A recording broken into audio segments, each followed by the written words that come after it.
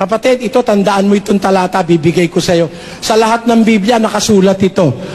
Timoteo 6:16. Na siya lamang ang walang kamatayan, na nananahan sa liwanag na di malapitan, na di nakita ng sino mang tao o makikita man. Yung palang Ama sa langit, hindi nakita yun ng sino man tao o makikita man.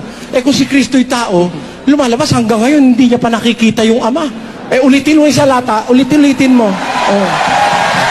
Na siya lamang ang walang kamatayan, na nananahan sa liwanag na di malapitan, na di nakita ng sino mang tao o makikita man. Sumakanya nawa ang kagaharing walang hanggan, siya nawa.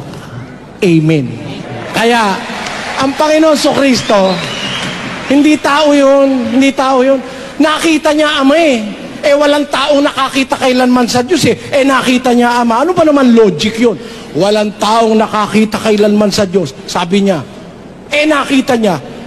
Ang ibig sabihin nun, nung sabihin niya na walang taong nakakita kailanman sa Diyos, nakita niya dahil hindi siya tao.